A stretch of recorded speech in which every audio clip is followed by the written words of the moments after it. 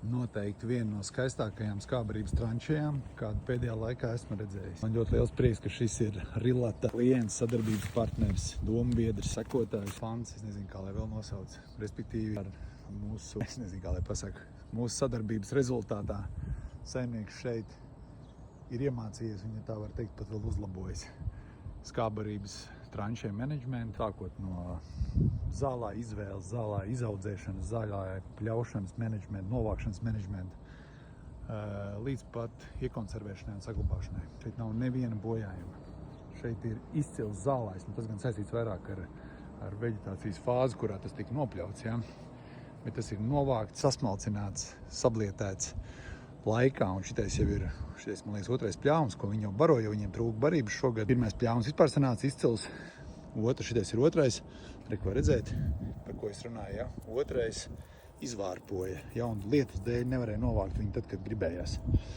Bet šeit ir ļoti laba sausna kaut kur ir, ko redzēt. Sausna ir ap kaut kādu, virs 35, tā teikt, ja. Un šeit nav neviena vismaz redzama bojājuma, noteikti nē.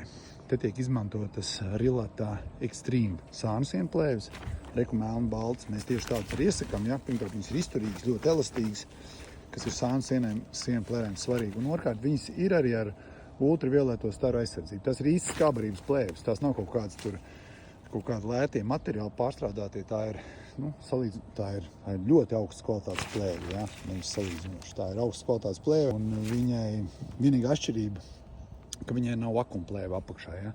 Tur pa virsu, tur ir, šajā gadījumā, tur ir vakumplēve kopā ar šo te pašu Rilata Extreme skābarības pārklājuma plēvi. Tā, izcili vienkārši. Un arī rezultāti ir tikpat izcili, ja. Tas izslaukums pēc tā ziemas barības trūkuma un salīdzinoši sliktākas kvalitātes barības izbarošana ziemas periodā. Izslaukums pacēlās uzreiz par 5 litriem.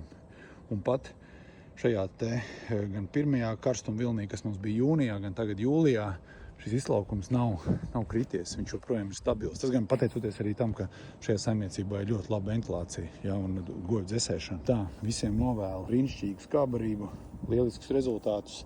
Pienu ar zemu pašizmaksu un daudz naudas, lai jums paliek pāri pēc tam, kad esat pārdevuši to pienu jūsu sapņiem un plāniem. Čau!